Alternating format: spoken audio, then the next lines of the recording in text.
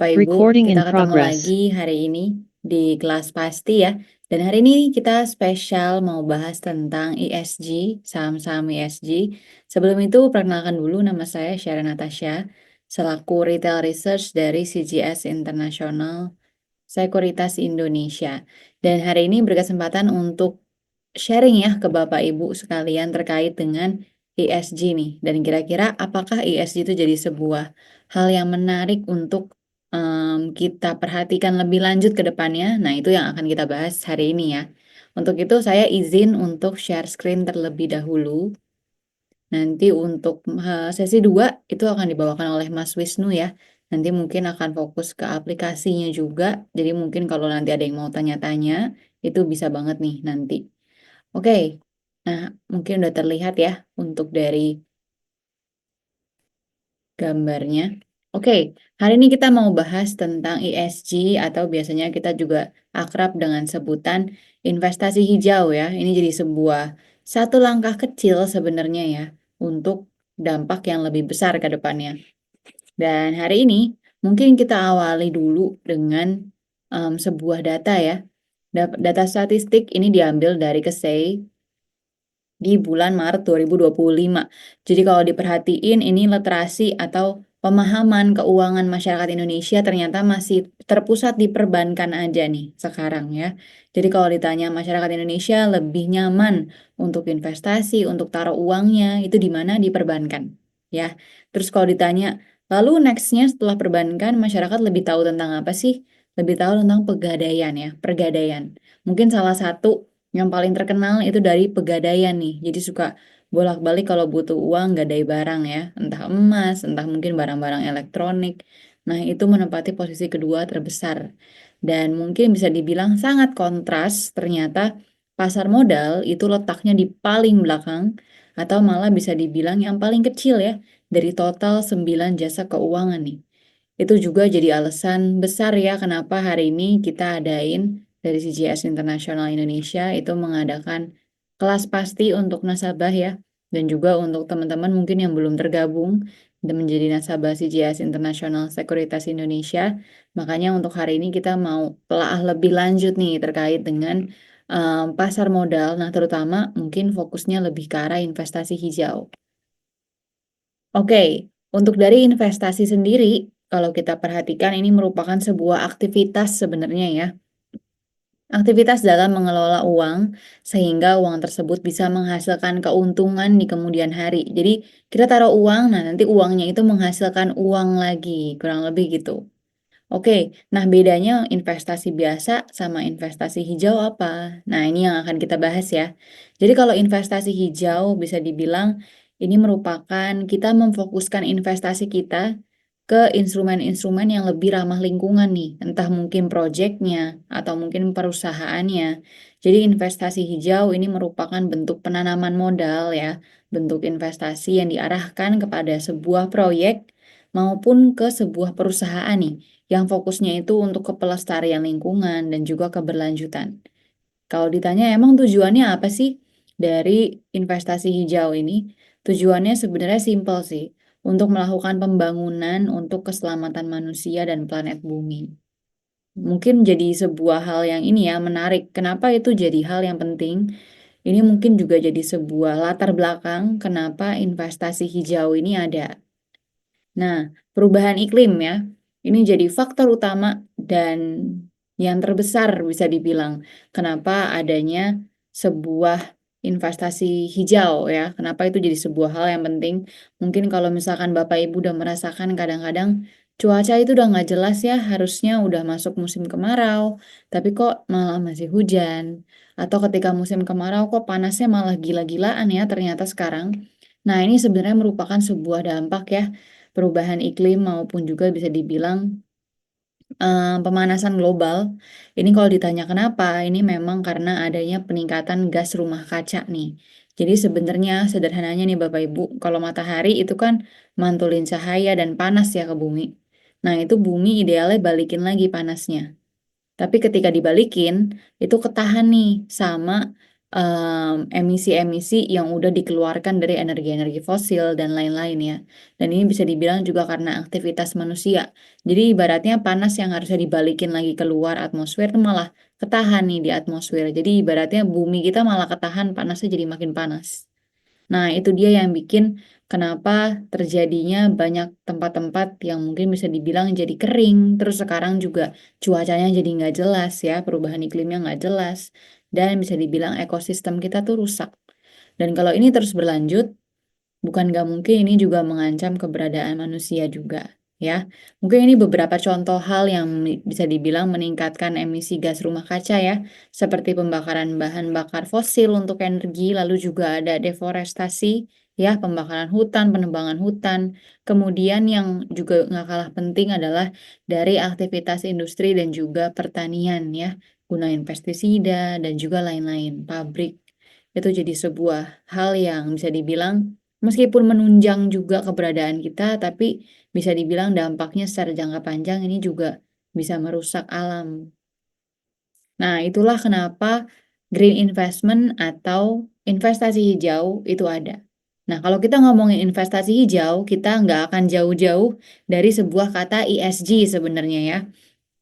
Jadi ESG ini merupakan sebuah acuan, bisa dibilang juga ya. Jadi ini tuh berdiri dari tiga kata ya, dari environmental, social, dan juga governance nih.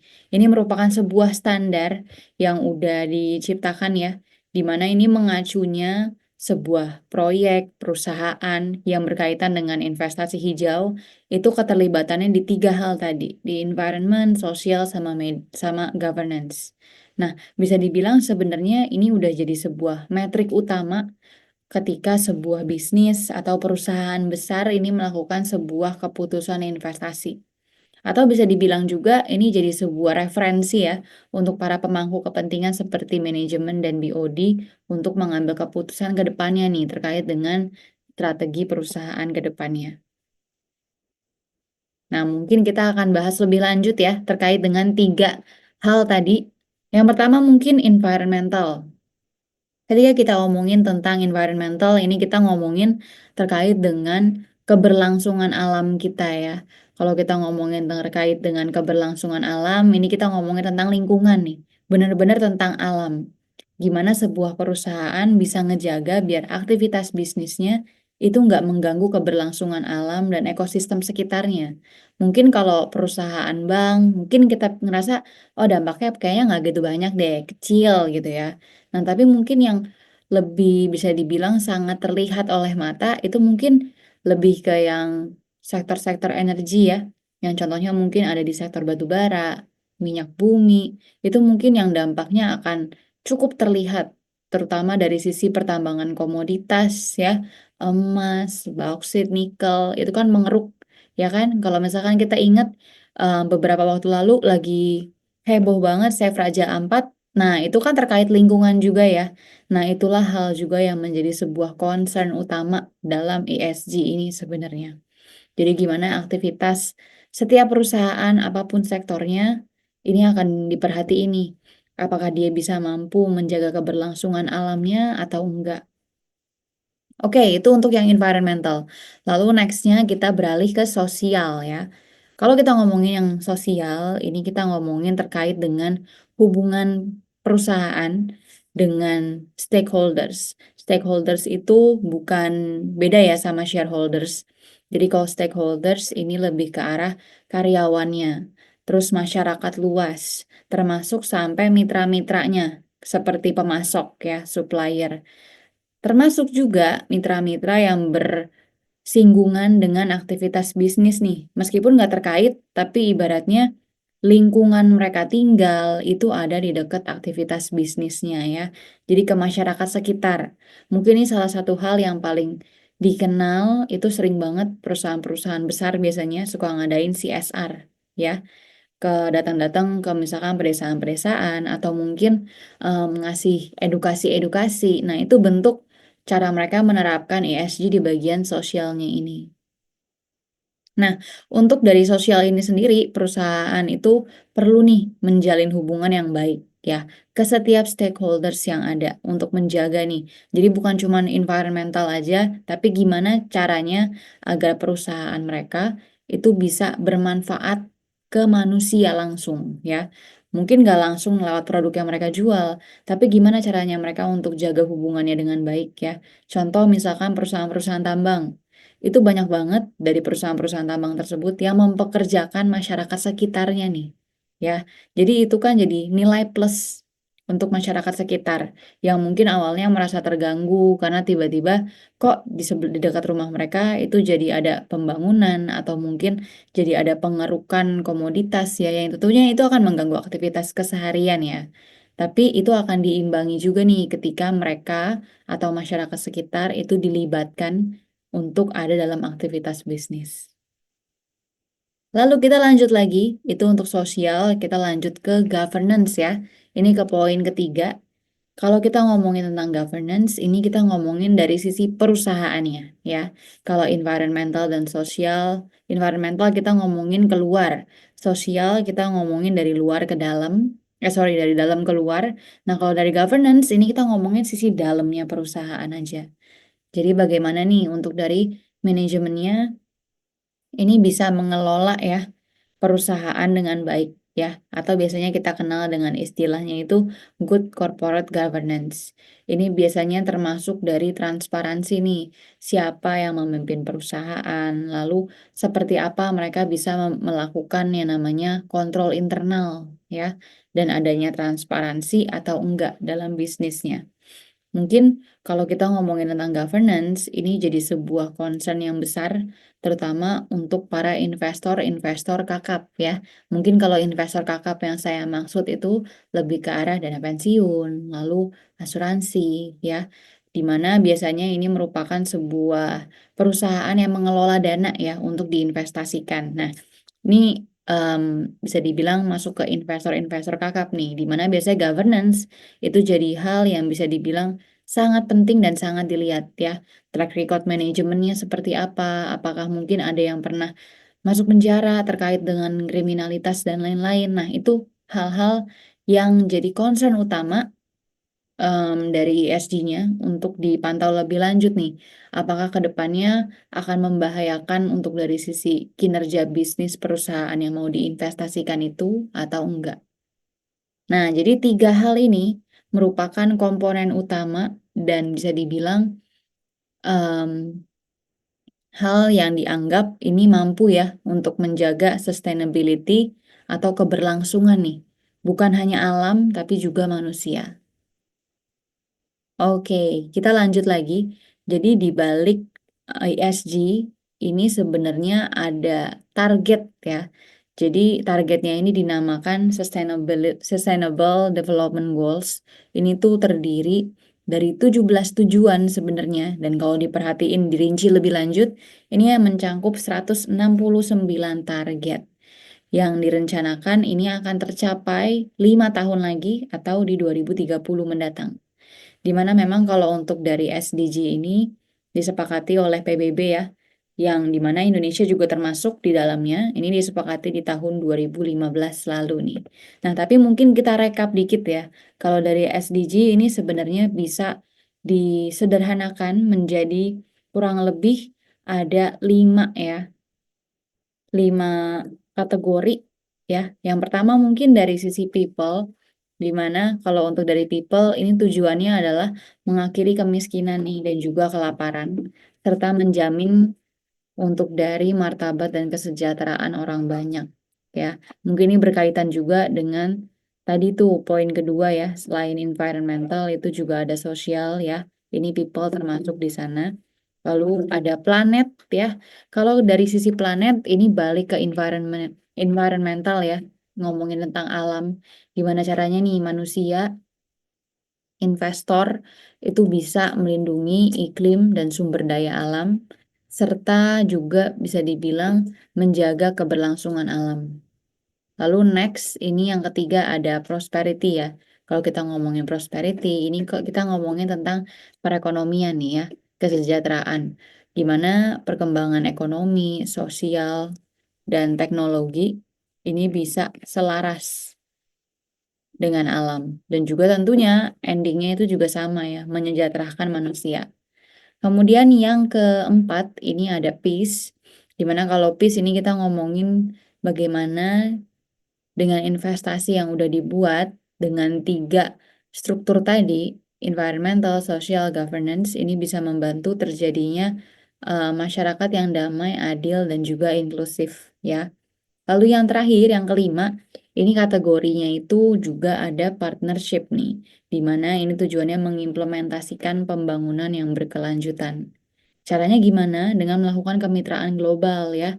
Jadi sekarang sepertinya nampaknya semenjak dari era globalisasi itu kita ada banyak ya ngelihat ada banyak pekerja asing, bahkan pekerja Indonesia yang di luar negeri juga. Lalu ada student exchange juga. Kita melakukan kemitraan nih biar em, teknologi, lalu juga ilmu itu yang ada di luar itu bisa masuk ke Indonesia, yang ada di Indonesia juga bisa masuk ke luar ya, kurang lebih gitu. Jadi kita saling bertimbal balik sebenarnya ya, saling berbalas. Oke, itu untuk dari ESG, lalu juga dari sisi tujuannya ya, atau goals-nya juga. Nah, mungkin gimana caranya kita untuk investasi di perusahaan-perusahaan ESG nih? Apakah mungkin konsepnya beda? Sebenarnya konsepnya kurang lebih sama ya, Bapak Ibu. Kita sama-sama ngelakuin analisis dulu yang terpenting ya.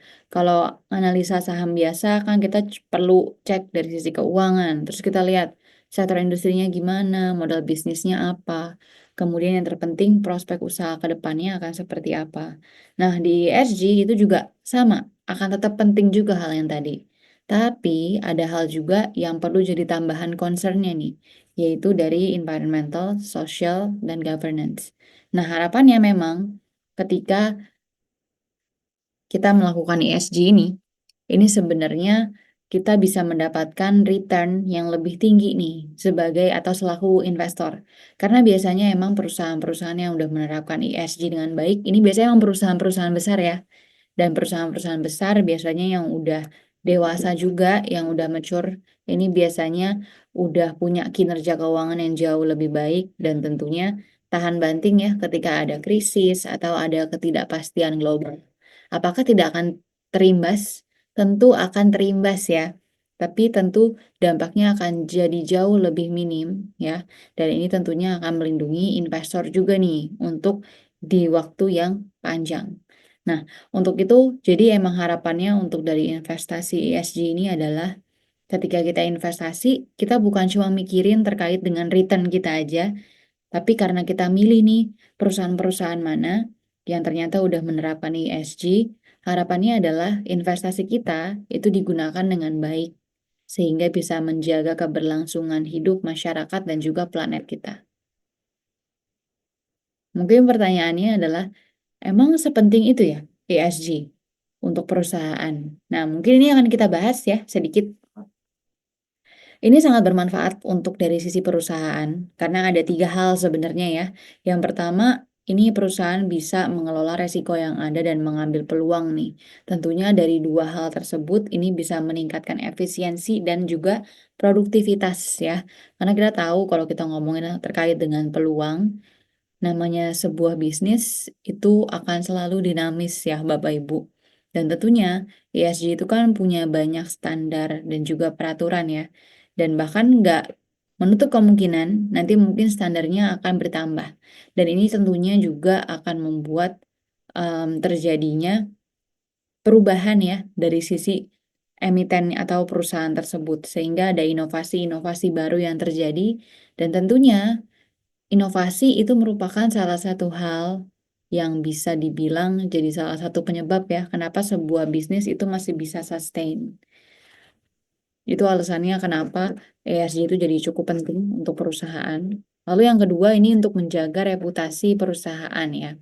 Dengan melakukan yang namanya ESG ini sebenarnya meningkatkan kepercayaan dari sisi stakeholders-nya ya, yang tadi udah kita bahas, bukan dari karyawan aja, tapi dari mitra, lalu juga terkait dengan orang-orang yang berkaitan dengan bisnisnya perusahaan.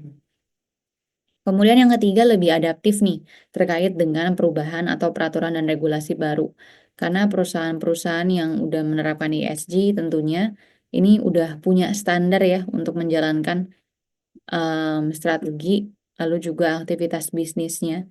Dan tentunya ketika ada peraturan dan perubahan baru, biasanya perusahaan-perusahaan ESG ini lebih sigap ya untuk menerapkan peraturan tersebut dan mentransformasi perusahaannya. Nah, itu untuk dari sisi perusahaan. Nah, ini untuk dari sisi investornya nih ya, Bapak Ibu. Kalau untuk dari sisi investor, ini juga ada 3 hal ya yang bisa dibilang cukup penting dan bermanfaat. Yang pertama memang untuk dari sisi perusahaan itu bisnisnya lebih resilient biasanya. Karena memang kalau untuk mau mengadakan yang namanya ESG, mengimplementasikan ESG, itu biasanya emang nominal dananya itu cukup besar ya. Makanya ini nggak jarang atau bisa dibilang kebanyakan saham-saham besar ya atau yang kita kenal dengan big caps ini biasanya udah mulai ada nih di deretan saham-saham ESG, itu wajar banget. Lalu kedua, return-nya kompetitif karena seiring juga dengan kinerjanya yang oke, karena memang bisa dibilang harga saham itu jadi cerminan dari sisi fundamental bisnisnya juga ya. Ketika fundamentalnya udah oke, ini biasanya return-nya juga akan mengikuti, meskipun balik lagi, tergantung marketnya juga seperti apa. Tapi kalau kita lihat secara jangka panjang, memang untuk saham-saham yang udah berbasis ESG atau saham-saham besar ya, ini return-nya emang jadi jauh lebih kompetitif nih. Kalau kita bandingin dengan saham-saham lain yang mungkin belum menerapkan ESG atau bisa dibilang yang market cap-nya masih kecil ya. Lalu yang ketiga, ini bisa jadi salah satu referensi untuk Bapak Ibu melakukan diversifikasi portofolio ya. Terutama mungkin kalau baru investasi ini bisa banget nih. Jadi kalau misalkan bingung mau saham apa, mungkin beberapa saham yang nanti akan masuk di portofolionya itu bisa dimasukin saham-saham ESG. Nah, ini mungkin hanya 20 ya untuk dari yang kita masukin nih, untuk dari saham ESG-nya. Aslinya lebih banyak ya. Ini contohnya mungkin ada Akra, ada MAPA ya, TPIA, UNVR, ada Pegas juga, kemudian ada Era ya. Nah, tapi kalau misalkan Bapak Ibu mau lihat lebih banyak, ini mungkin bisa explore ke indeks ya. Indeks itu kelompok saham ya, yang udah diklasifikasiin sama Bursa Efek. Jadi ibaratnya kalau Bapak Ibu bingung saham ESG ada apa aja, nah ini bisa mengacu ke 5 indeks ini nih. Karena saat ini Bursa Efek itu udah membuat 5 indeks ya untuk jadi acuan bagi para investor untuk memudahkan nih pemilihan sahamnya. Dan jangan lupa mungkin nggak semua saham yang langsung ESG ini diinvestasiin ya, karena balik lagi bukan hanya ESG aja yang penting, tapi lihat lagi untuk dari sisi kinerja keuangannya kayak gimana, prospek bisnisnya ke depannya seperti apa, itu juga nggak kalah penting. Oke, ini ada penilaian ESG-nya juga ya, kalau misalkan Bapak Ibu mau lihat ya. Jadi kalau 0 sampai 10 ini biasanya bisa dibilang resikonya itu kecil lah, tapi bisa dibilang yang di bursa ini rata-rata semuanya itu di atas 10 ya kebanyakan ya. Jadi ESG-nya masih rendah sebenarnya, cuma udah di atas 10 kebanyakan. Kemudian mayoritas juga ada di atas 20. Jadi range-nya itu dari 10 sampai 40. Nah, itu cukup mendominasi tuh di bursa. Untuk lengkapnya mungkin Bapak Ibu bisa mengunjungi website yang ada di layar kaca Bapak Ibu ya. Oke, ini mungkin ada beberapa saham yang masuk coverage kami, dan mungkin selain itu ini juga ada target price-nya ya.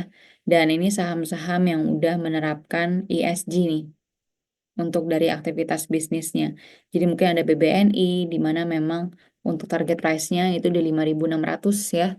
Kalau untuk dari ESG sendiri ini memang harapannya ini ke depannya seiring dengan pemangkasan suku bunga ya. Ini era pemangkasan suku bunga udah berlangsung, diharapkannya juga akan berlanjut ya. Ini jadi sebuah sentimen positif untuk membantu credit cost dan juga cost of fund perseroan nih.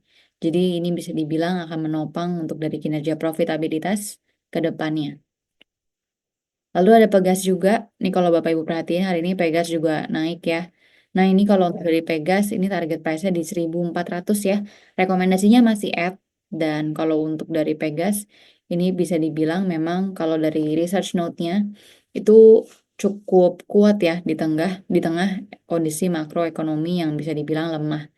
Dan di era mungkin bisa dibilang terjadinya konflik Timur Tengah juga ya antara Iran Israel, ini jadi sentimen penguat nih untuk dari harga minyak dan juga LNG ya. Di mana ini bisa dibilang jadi katalis positif untuk dari, Pegas juga nih ke depannya untuk terkait dengan penjualannya. Dan di samping itu untuk dari sisi dividen payout-nya ini emang bisa dibilang secara track record ini lumayan tinggi juga ya, bahkan yang terakhir itu kalau nggak salah ya di 9%-an untuk yield-nya. Jadi cukup menarik sebenarnya untuk Bapak Ibu yang mau jangka panjang. Kemudian juga ada Cepin ya, Charon Pokpan Indonesia ini termasuk di industri unggas ya, poultry. Nah, ini juga masih masuk rekomendasi kita, target price-nya di 6.800 nih. Kalau untuk sentimen positifnya nih memang dari sisi bisnis perseroan ya, ini udah mulai membukukan laba lagi nih dari segmen proses chicken bisnisnya. Jadi ini juga diiringi oleh persediaan yang udah mulai normal ya, dan juga diikuti oleh bungkel kedelainya yang harganya udah mulai turun nih. Jadi bisa dibilang cukup menguntungkan untuk perseroan ke depannya. Nah, oke, itu mungkin 3 tadi adalah saham-saham yang beberapa ya, dari cukup banyak, saham-saham yang udah kita masuk coverage dari tim research kami. Mungkin untuk dari ESG sendiri, udah selesai Bapak Ibu untuk terkait tema kita hari ini ya. Terima kasih banyak untuk Bapak Ibu yang udah, menonton sampai akhir. Semoga semua yang saya sampaikan bisa jadi insight baru untuk Bapak Ibu ya. Mungkin itu untuk dari sesi satu Bapak Ibu ya, jadi akan saya tutup untuk sesi satu. Nah, next-nya akan dilanjutkan oleh Mas Wisnu untuk sesi keduanya. Baik, silakan Mas Wisnu. Oke. Oke, tadi kita sudah mendengarkan secara langsung ya untuk materi pada siang hari ini. Sudah kayaknya udah pada nangkep semua nih ya, bahwasannya terkait tema kita pada siang hari ini yang dibawakan oleh Mbak Sharon bisa jadi gambaran untuk mungkin Bapak Ibu yang ingin memulai investasi ya. Dan karena di sini adalah tema adalah investasi hijau, jadi kita tahu nih kira-kira saham yang berbasis ESG gitu ya untuk mendukung apa namanya dan mendukung untuk menjaga bumi kita, salah satunya melalui investasi hijau ini atau membeli saham ESG. Oke, mungkin kita langsung mulai aja di sesi 2. Terima kasih Mbak Sharon, materinya menarik sekali. Dan kalau sampai saat ini tidak ada pertanyaan untuk sesi pertama, kita lanjut ke sesi kedua, yaitu adalah membahas platform. Nah, di sini kita sudah apa namanya? Kita sudah mempelajari ya mengenal instrumen saham gitu yang tadi mungkin sudah dijelaskan secara detail oleh Mbak Sharon. Tapi kurang afdol nih kalau misalnya kita nggak tahu bagaimana kita bisa membuka atau membeli produk saham tersebut. Nah, sebelum kita masuk ke sesi 2, mungkin saya memperkenalkan diri terlebih dahulu. Oke, perkenalkan nama saya Wisnu Adikumara dari Digital Business CGS International Sekuritas Indonesia. Nah, yang akan kita bawakan hari ini adalah materi terkait platform. Mungkin karena di sini kelas pasti umum, mungkin saya membawakannya simple aja, cara pembeliannya, maksimum pembelian gitu ya. Lalu bagaimana kita membuka rekening di CGS seperti itu ya. Jadi semua informasi akan kita informkan melalui eh, eh, kelas pasti hari ini. Oke, sebentar ya. Oke, untuk ini mungkin dari admin boleh dijadikan co-host terlebih dahulu untuk kami bisa share screen.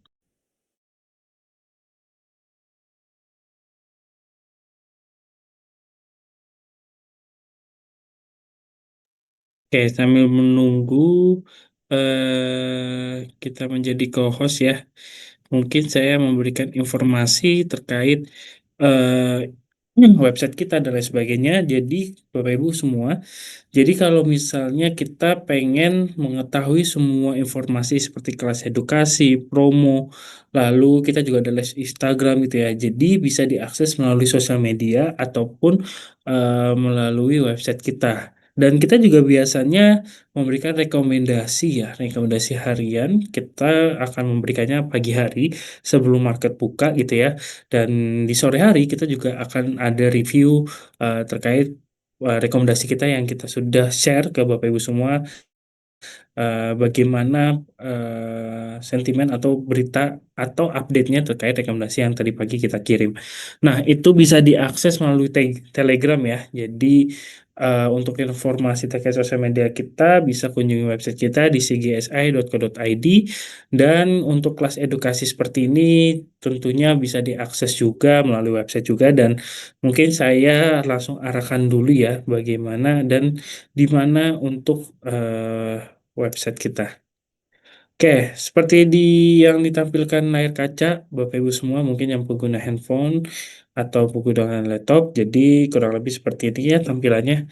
Jadi kalau misalnya kita mau mengikuti kelas edukasi kita, ada di keberlanjut, sorotan baru, sorry, ada di event.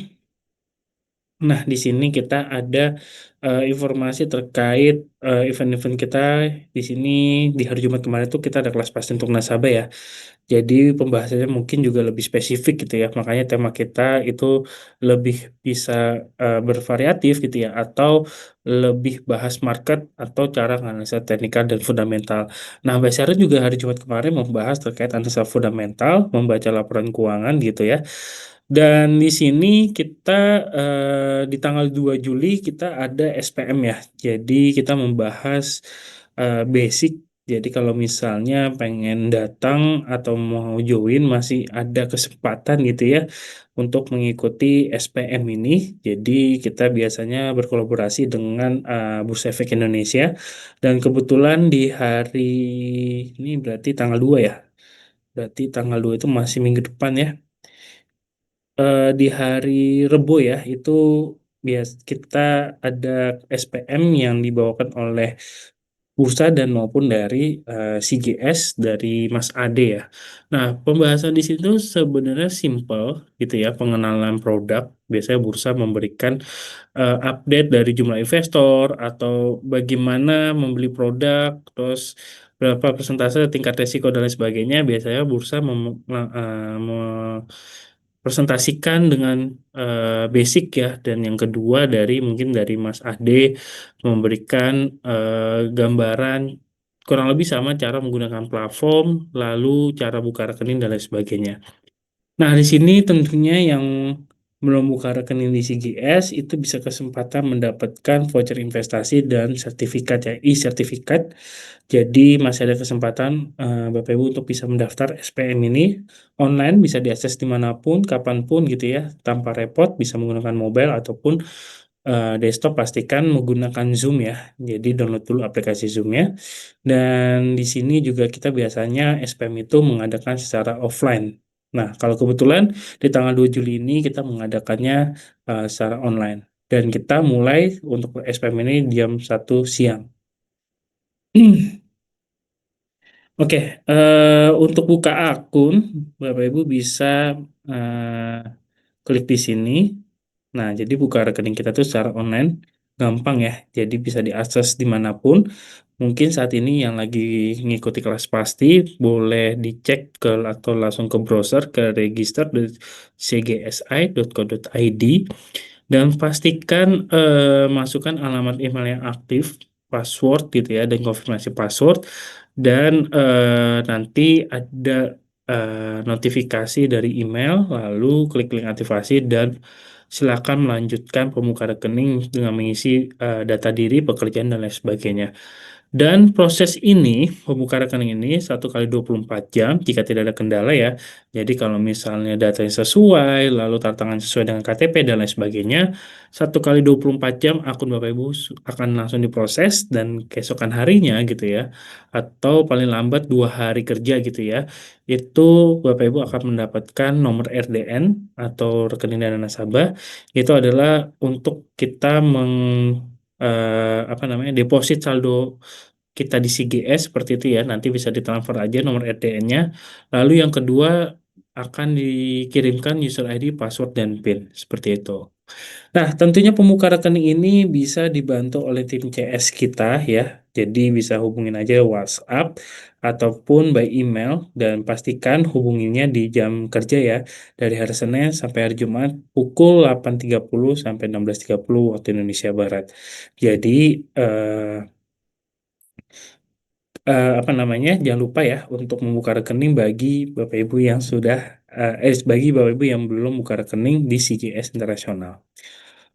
Oke, kita lanjut pembahasannya terkait plafon. Jadi, karena mungkin kita jarang menampilkan mobile ya, karena agak sulit ya, karena kita di sini menggunakan laptop gitu ya.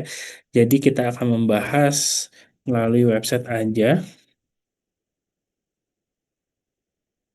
Oke, berbicara dengan apa namanya pembuka rekening tadi ya. Berapa sih minimum deposit untuk membuka rekening di CGS gitu ya? Itu biasanya pertanyaan umum yang sering kita terima dari calon nasabah kita. Jadi kita tidak ada minimum deposit ya untuk buka rekening di CGS seperti itu.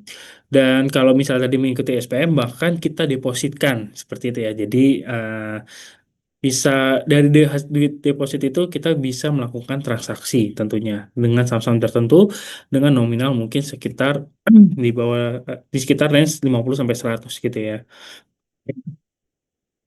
Lalu selanjutnya, apakah ada biaya admin gitu ya per bulan ketika kita membuka akun di CGS?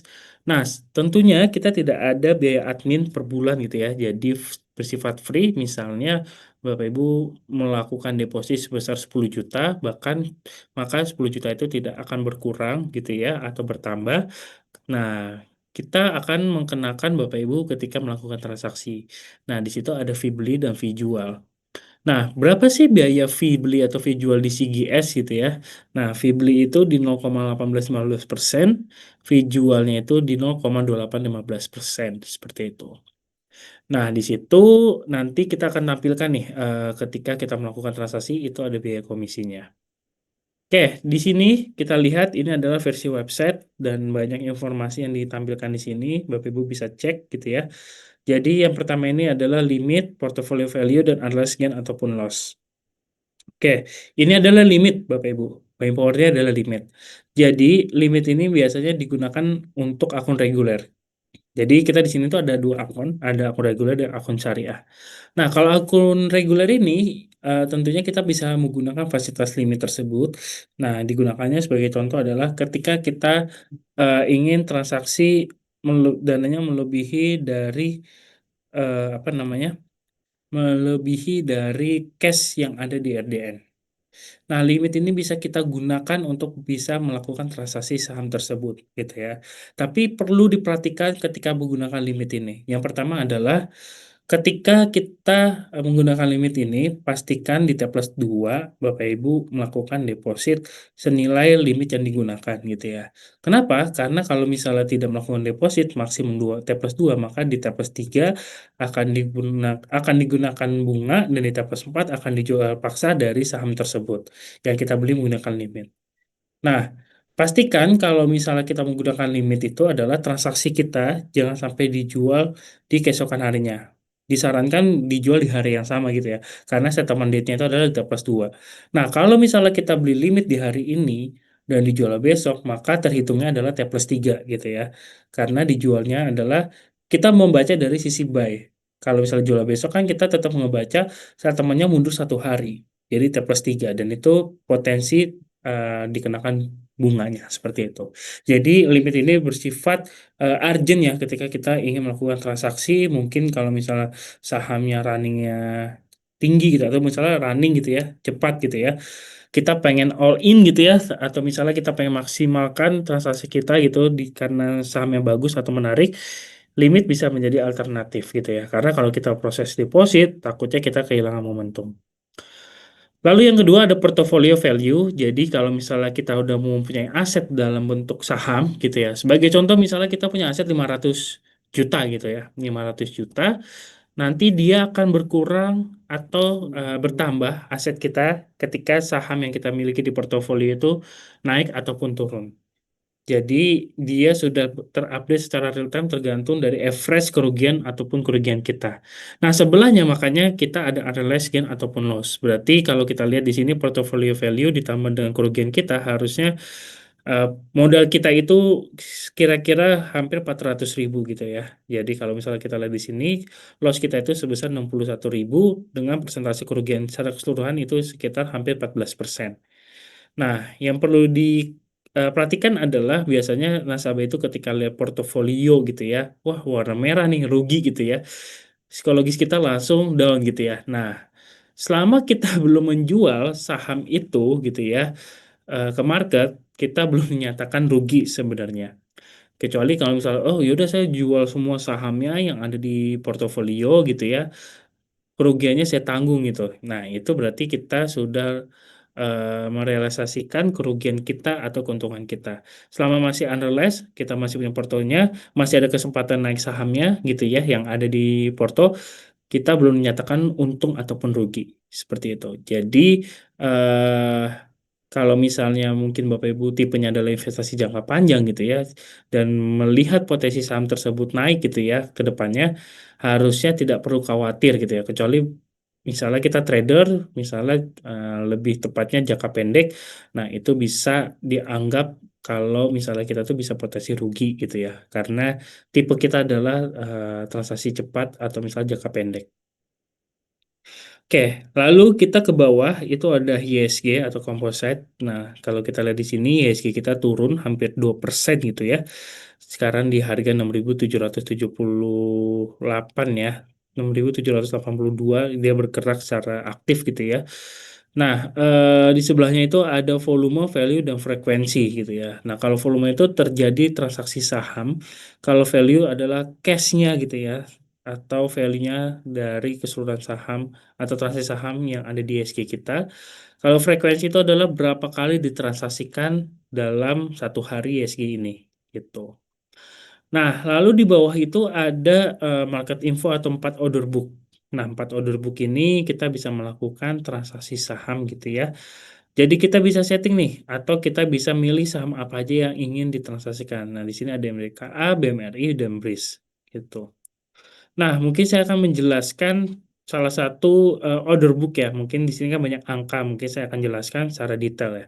Nah, yang pertama di sini adalah saham MDKA gitu ya. Yang ditampilkan adalah harganya. Ini adalah harga MDKA saat ini. Lalu ada base bid dan base offer gitu ya. Jadi harga terbaik dari bid maupun offer tercerminkan di sini ya, sama angkanya. Lalu di sini ada open. Nah, ini harga pembuka MDKA hari ini. Lalu ada harga tertinggi ya. Harga tertingginya di sini adalah di 2090, harga terendahnya di 1950 dan preview close harga penutupan di hari Jumat kemarin. Nah, kalau kita lihat di sini harga pembukaan dengan harga penutupan kemarin, berarti kita lihat MDK ini rugi gitu ya. Walaupun tadi sempat agak naik tadi di 2090 ya. Jadi kalau kita lihat saat ini adalah MDKA itu adalah masih merah warnanya atau masih turun harganya. Oke, kita klik buy di sini, jadi kita bisa melakukan transaksi beli ataupun jual. Nah, di sini ada limit. Nah, kita gunakan limit ini adalah kita masih bisa merubah harga yang kita inginkan. Misalnya, di sini kita langsung default ke harga over ya, karena ekspektasi kita misalnya, oh saya mau beli MDKA langsung match gitu ya, makanya sistem langsung ngedefault harga market saat ini atau di atas harga market biar kita langsung transaksi match gitu ya. Nah, kalau kita mau beli harga yang lebih murah gitu ya, kita bisa input di harga di sini, lalu satu lot, kalau kita pecah satu lot itu berapa, yaitu adalah 100 lembar saham. Lalu Goodtilla di sini ada day dan session. Jadi kalau misalnya kita day itu, misalnya kita input dari open market jam 9, maka selama status transaksi kita open gitu ya, akan dijaga sampai penutupan market nantinya jam 4 sore. Tapi kalau misalnya sesi itu atau session itu per sesinya akan expired. Nah, ini perlu diperhatikan nih. Kalau misalnya kita menggunakan day, status kita masih open, maka dia akan dijaga terus ya kalau kita memilih yang D. Oke, kita klik B di sini. Nah, di sini tuh ada actionnya kita melakukan pembelian, price-nya di harga 1980. Kita menggunakan ordernya adalah limit, satu lot, lalu goodwill-nya adalah D, lalu ini adalah komisinya, berarti ini adalah fee transaksi belinya, lalu angkanya creating ya, ini adalah order value-nya ditambah dengan komisi, maka net value-nya sebesar 198.359. Nah, nanti dia akan kepotong ke cash RDN kita. Kita tinggal input PIN-nya, nanti PIN-nya akan dikirimkan ketika kita buka rekening dan itu bisa diganti di aplikasi iTrade. Nah, kita coba order by di sini, kita ke One Stop Trading. Nah, statusnya masih open ya. Nah, berarti kita kan membelinya di bawah harga market gitu ya. Tadi kan MDKI itu di harga Bentar ya, MDKI itu tadi di harga 2010 atau 2020 ya. Nah, marketnya masih 2010. Tadi kita mau coba ordernya di harga 1980. Berarti kan kita mengorder di bawah harga market gitu ya. Dan itu masih ada potensi apa namanya kita bisa melakukan match sebenarnya. Tapi dengan lihat di sini antrian di harga 1980 itu antriannya sebentar ya. Kita lihat di sini. 1980 itu di antriannya 2.398 lot. Oke, berarti kalau misalnya kita nginput tadi gitu ya, mungkin di depan kita masih ada sekitar 2.000 lot gitu ya. Seperti itu. Tapi kalau misalnya beda cerita, kita beli di harga di atas harga MDKA, itu bisa langsung match gitu ya, karena kita membeli di harga over gitu ya. Sedangkan over itu adalah, kita lihat ada lot di sini adalah orang yang rata-rata ingin mengantri jual gitu ya karena ekspektasinya mereka adalah menjual lebih mahal dibandingkan harga market MDKA seperti itu. Nah, selama statusnya masih open kita bisa menggunakan dua aksi, unmanned ataupun withdraw. Jadi kita di sini ada toolsnya, ada tombolnya. Jadi kita bisa merubah harga. Kita misalnya tadi di 1980, kita pengen cepet match nih, kita ngerubah di harga 2050. Nah, nanti transaksi kita akan match dan di situ nggak bisa melakukan dua aksi tadi ya, unwind dan withdraw. Nah, atau kalau misalnya, oh saya mau cancel aja transaksi saya, oke, kita tinggal withdraw aja, kita withdraw di sini, maka statusnya menjadi withdraw, seperti itu. Oke, ini untuk di menu Market Watch. Sebelahnya di sini ada Running Trade. Ini adalah kejadian transaksi saham dari investor ya. Mungkin kalau kita lihat di sini kita melihat dari sisi waktunya, simbolnya, price, lot, dan actionnya buy ataupun sell. Jadi ini adalah kejadian transaksi match ya. Mungkin investor ada beli transaksi ini, saham ini gitu ya. Jadi kita bisa cek di sini. Oke, lalu selanjutnya kita ke menu lainnya ada all stock. Nah, kalau kita lihat di sini mungkin lebih detail ya, atau lebih banyak informasi yang ditampilkan. Nah, kalau misalnya kita lihat, kita itu sebenarnya di market itu ada saham, ada warrant terstruktur gitu ya. Kalau all ini kita menampilkan semua. Atau kita menampilkan sahamnya aja, nggak perlu warrantnya. Atau warrantnya aja kita bisa menampilkan. Jadi bisa filter sesuai dengan keinginan yang ditampilkan. Nah, kalau kita lihat di sini banyak informasi yang ditampilkan. Nah, yang mungkin yang jadi highlight di sini adalah di sini biasanya kalau ada saham yang lonceng ini biasanya itu adalah saham yang berada di special notasi atau yang pantauan khusus gitu ya, atau lagi diberikan special notasi oleh bursa. Oke, fungsinya fungsinya apa untuk apa special notasi ini? Nah, fungsinya adalah untuk melihat apakah saham tersebut cenderung bagus atau bisa menjadi pertimbangan sebelum kita membeli.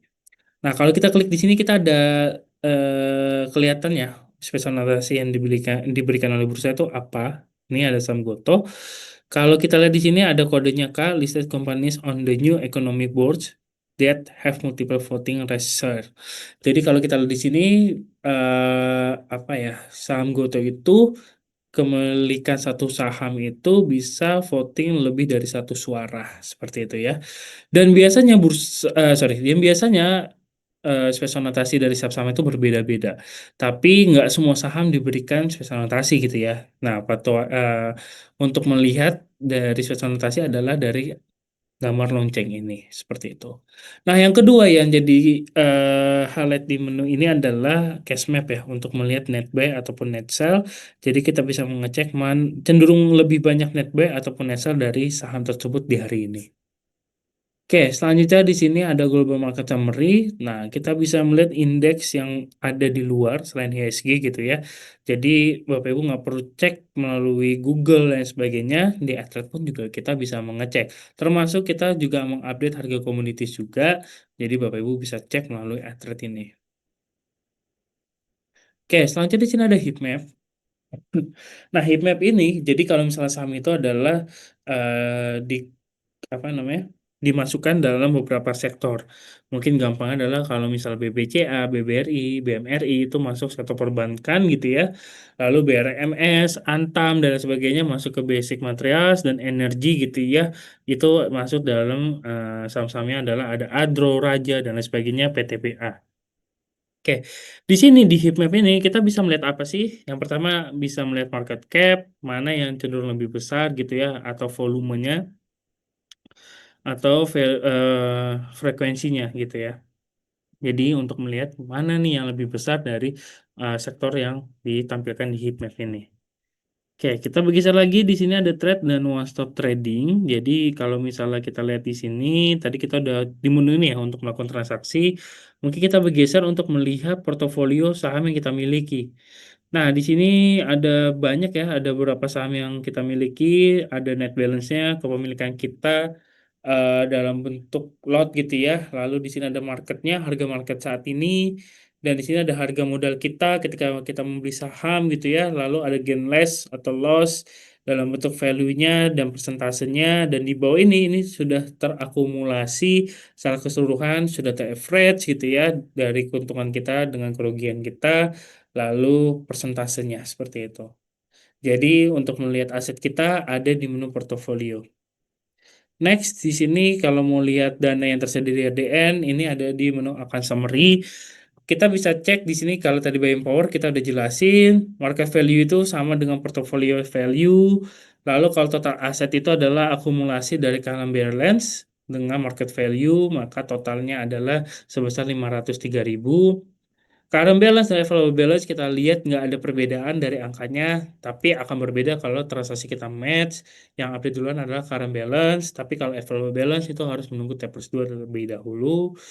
Lalu selanjutnya ada credit limit, itu adalah batas ketika kita menggunakan buying power tadi atau limit tadi gitu ya, maksimum untuk pembeliannya di angka 300 juta. Lalu ada open buy dan open sell. Jadi kalau misalnya kita ada transaksi open seperti contoh Sido ini ya, kita melakukan sell, di sini ada value-nya. Lalu kalau bedanya sell dan buy ini, kalau transaksi kita sudah match, maka akan muncul value-nya dan akan menghilang di T+2.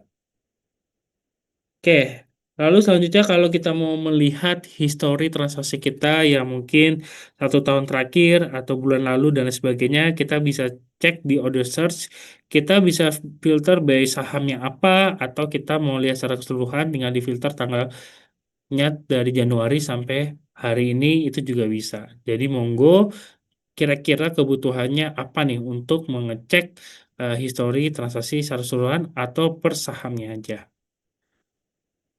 Oke, di sini ada stock info full quote. Jadi kita mau menganalisis nih suatu saham gitu ya. Kita juga nampilkan chartnya, running trade-nya, saham BBCA aja ya. Kalau tadi kita lihat running trade-nya itu keseluruhan saham. Kalau running trade ini di menu full quote ini yang ditampilkan adalah BBCA aja. Lalu ada DP price atau DP order. Nah, untuk mengganti sahamnya kita bisa ketik di sini. Misalnya kita mau nyari saham apa nih yang untuk kita tampilkan di menu eh, full code ini. Nah, di sini ada company profile tentunya laporan keuangan, top stock. Nah, top stock ini kita pengen melihat cenderung mana yang lebih tinggi kenaikannya gitu ya. Ada 10 saham yang kenaikannya cukup signifikan atau penurunannya. Lalu kita juga bisa lihat activity loss, frekuensi maupun value. Dan di sini ada trade based stock. Nah, kalau trade based stock ini lebih tepatnya adalah kita mau lihat aktivitas harga saham per harganya gitu ya, lebih spesifik. Kalau ya, kita lihat di sini ada BBCA.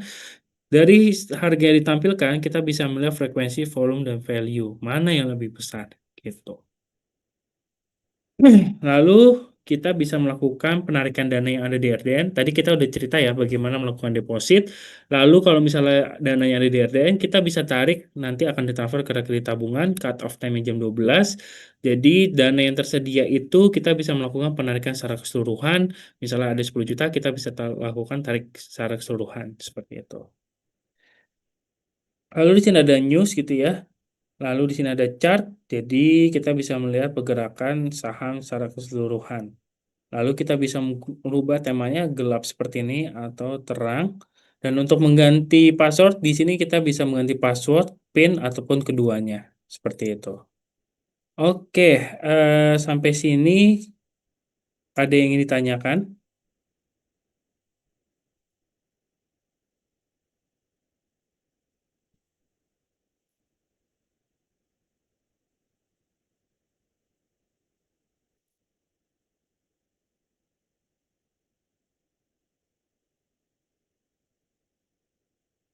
Oke, jika tidak ada pertanyaan, mungkin kita akhiri saja untuk kelas pasti hari ini. Thank you Bapak Ibu yang telah mengikuti dari sesi pertama sampai hari ini. Sampai jumpa di kelas pasti selanjutnya. Dan thank you semua.